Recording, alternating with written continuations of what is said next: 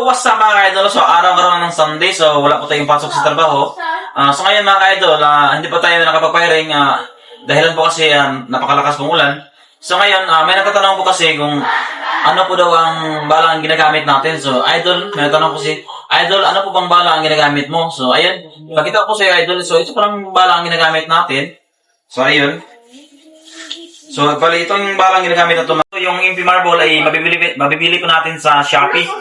So, bali, ang kilo nito is nasa 45 o 60 per kilo. Yun pong mahal sila ngayon. So, yun.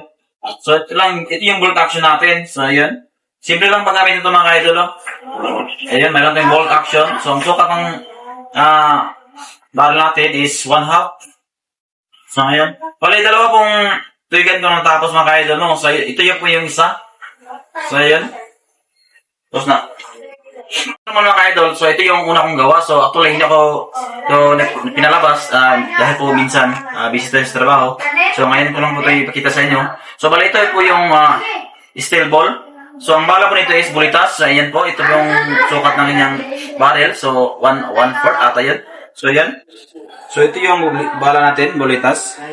So, mayroon yung lalagyan ng bala. So, ganun din yung una. So, ayan. So, ito yung lalagyan nating bala. So, ayan. So, actually, yung bolt action natin, magkaiba sila yung una. So, yung magkaiba sa MP Marble. So, ito pa lang yung bolt action natin. So, dito sa may dulo. So, ayan. Bolt action, ito yung, dito lang nilagay yung bala. Ayan, pagkatapos, close natin. So, actually, ang gagawin ko sana nito is, hindi sa flying tiger ang gamit natin. So, ang gagawin ko sana nito is, yung butane type. Kaso hindi nag-success yung ating cheek valve. So medyo nakaproblema tayo sa cheek valve. So para mapakinabangan natin yung body chamber natin, sayang naman yung ginawa natin, pinapagura natin. So kina-convert ko kabalik ng flying tiger. So ayan. So ayan, nagawa ko na rin. So ayan. So yung pa natin. So binalik ko ng flying tiger. So ayan, baka susunod yung butane type natin, baka mag-success na.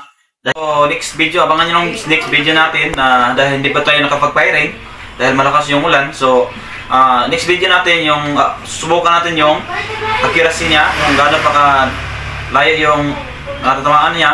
So, ngayon, maraming salamat po mga katuigan sa inyong panonood.